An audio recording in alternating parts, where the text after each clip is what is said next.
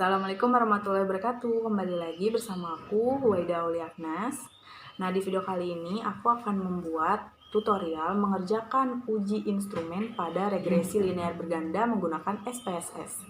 Nah, regresi linear berganda ini digunakan untuk menganalisis suatu penelitian yang lebih dari satu variabel independen untuk menguji apakah pengaruhnya terhadap variabel dependen dalam satu kurun waktu tertentu.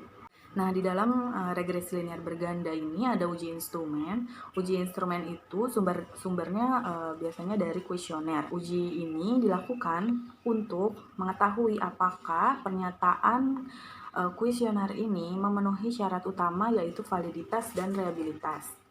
Nah, apabila salah satu syarat ini tidak dipenuhi oleh pernyataan tersebut, maka peneliti harus mengganti dengan pernyataan yang baru. Nah, tadi kan di dalam uji instrumen kita membahas tentang validitas dan reliabilitas. Nah, kita akan bahas yang pertama ini ada uji validitas. Uji validitas ini digunakan untuk mengetahui kevalidan dari kuesioner yang peneliti gunakan untuk memperoleh data dari para responden seperti itu. Jadi kalau misalnya nanti tidak valid, itu peneliti harus mengganti data tersebut. Lalu selanjutnya ada uji reliabilitas. Nah, uji reliabilitas ini digunakan untuk mengetahui konsistensian kuesioner yang digunakan oleh si peneliti untuk menghasilkan data. Oke, langsung aja kita lanjut ke tutorialnya. Oke, langsung aja kita buka SPSS-nya di laptop atau PC kalian. Ya, di sini aku pakainya yang versi 25 SPSS-nya. Oke, seperti ini tampilannya. Di close aja yang ini. Nah, ini adalah tampilan dari variable view. Kita lihat ke bawah, di situ ada data view, ada variable view ya. Kita pilih yang variable view dulu. Nah, kita akan isi nama dari variabel-variabelnya yang akan kita uji. Oke, kita butuh data. Nah, di sini aku udah punya data yang aku siapkan untuk aku uji. Di sini ada variable in accounting sebagai Y dari LA1 sampai LA8. Lalu ada juga CI1 sampai CI8. Ada value stream cost itu dari 1 sampai 8. Ada balance scorecard 1 sampai 8. Lalu ada just in time 1 sampai 8 juga. Nah, kita balik dulu ke LA1. Ini yang akan kita isi di nama variabel tadi adalah yang LA1 sampai LA8. Kita ketik LA1, LA2, LA3, itunya aja ya teman-teman. Oke. Langsung aja ke SPSS lagi. Nah, kita ketik LA1, LA2, LA3, LA4, LA5, LA6, LA7, LA8. Oke, kemudian selanjutnya adalah variabel CI1. Saya cek dulu. Ya.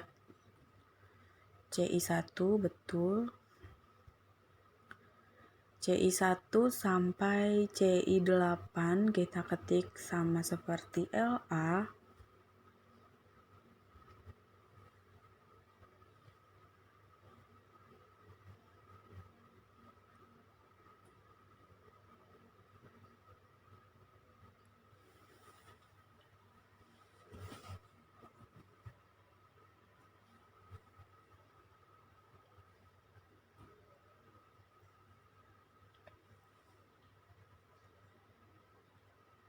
Oke, selanjutnya VSC1,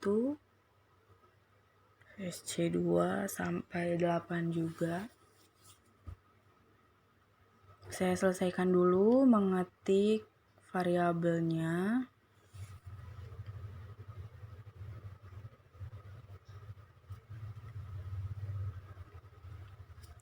Sampai JIT 8.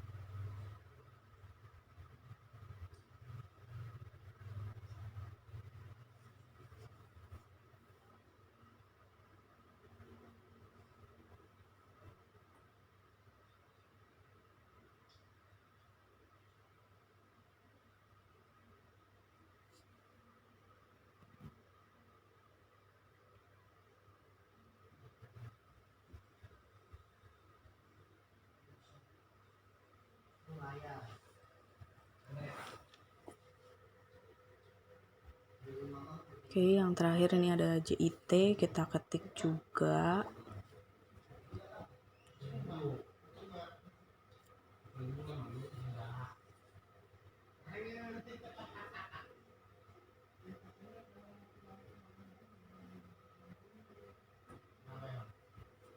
Oke, terakhir JIT 8.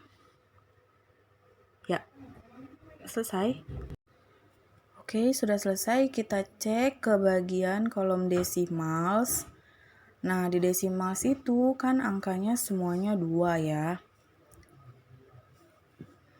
Ya, angkanya 2 semua. Ini kita ganti menjadi 0 semua. Untuk decimals kita ubah semuanya menjadi 0.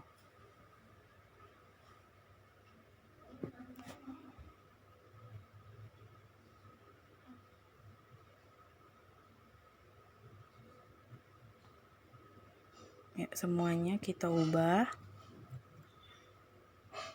Jangan sampai ada yang terlewat ya. Harus 0 semua. Oke. Selesai. Nah, selanjutnya kita ke kolom measure. Measure-nya itu kan masih unknown. Kita ubah menjadi scale. Semuanya kita ubah menjadi scale.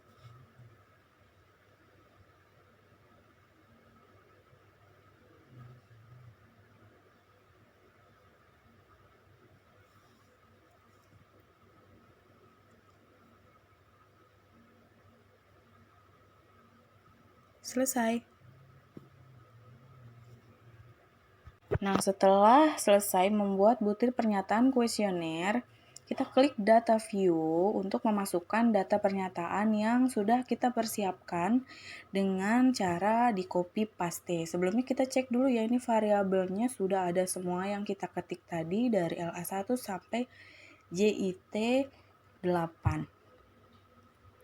Langsung aja kita buka data kita. Ini aku udah rangkum datanya jadi 1. Biar aku gampang kopinya. Kita copy paste ke SPSS.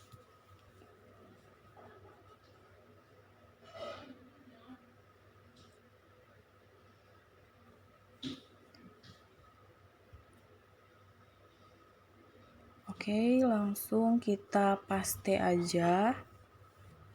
Kita cek dulu udah ke copy semua. Ctrl V.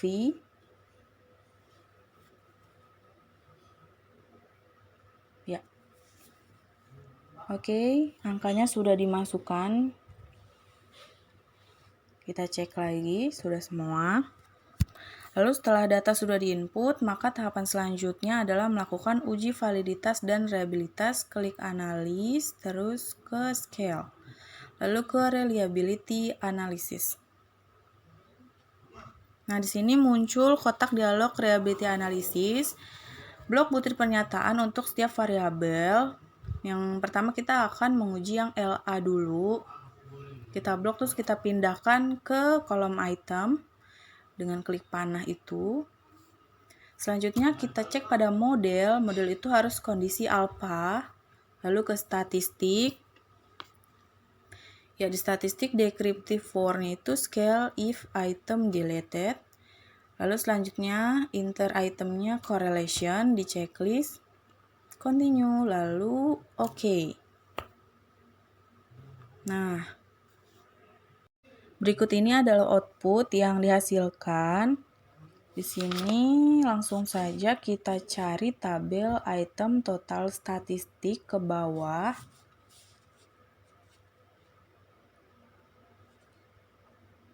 Ya, itu dia tabelnya. Untuk melihat uji validitas, di mana tadi kita melakukan uji validitas pada variabel LA kan. Nah, variabel LA ini memiliki 8 indikator. Kita lihat nilai dari kolom corrected item total correlation. Nah, ini kita bandingkan dengan nilai R tabel. Untuk mendapatkan nilai R tabel, kita itu harus dulu menghitung berapa degree of freedom dari sampel yang kita miliki. Nah, rumus dari Degree of freedom-nya ini adalah DF sama dengan N dikurang 2, di mana N ini adalah jumlah sampel yang saya gunakan. Yang saya gunakan adalah 100. Jadi 100 dikurang 2, DF-nya itu adalah 98. Nah, kemudian dibandingkan dengan jumlah signifikasi yang digunakan, saya menggunakan signifikasi sebesar 5%.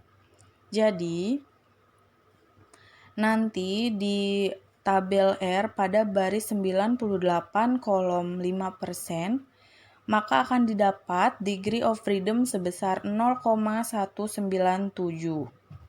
Nah, maka di sini bisa kita lihat apabila ada nilai butir pernyataan yang di bawah 0,197, maka butir pernyataan itu dinyatakan tidak valid.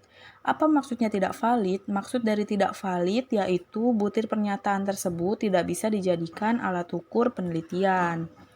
Nah, sudah seperti itu, tidak valid, apa yang harus dilakukan?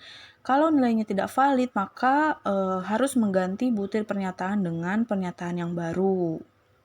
Atau bisa juga dengan menghapus butir pernyataan tersebut dalam olah data SPSS. Selanjutnya kita bisa lakukan kembali uji validitas untuk instrumen variabel lain.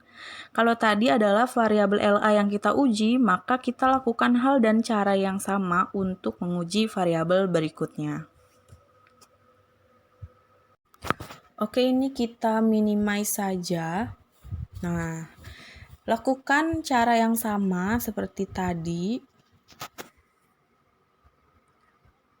Ya, ini kita pindahkan blok yang sudah diuji ke sebelah kiri lagi.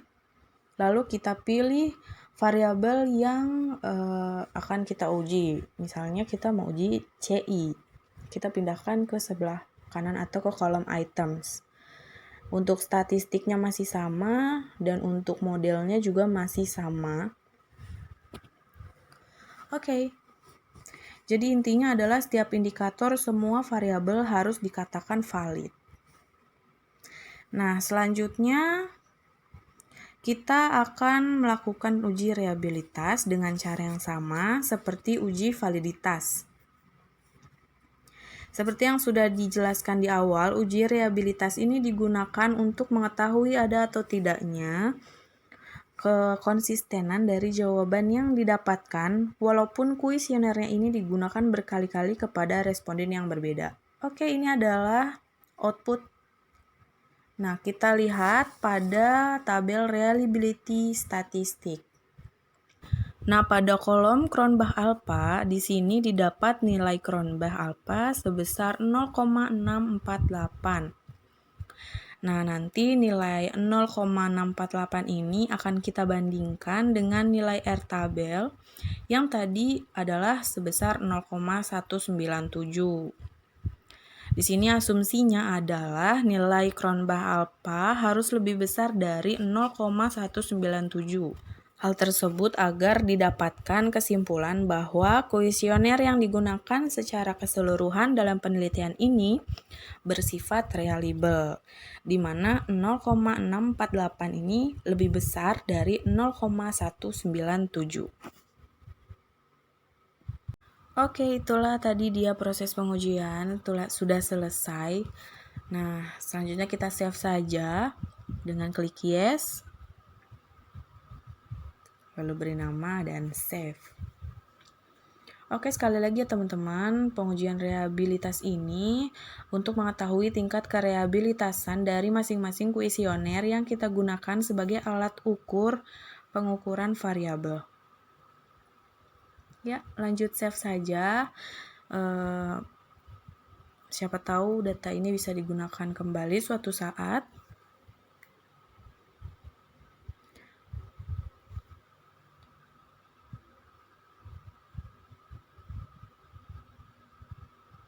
Baik, ini selesai. Oke, itu tadi uji instrumen dalam regresi linear berganda yang udah kita praktekin. Terima kasih, kurang lebihnya mohon maaf. Wassalamualaikum warahmatullahi wabarakatuh.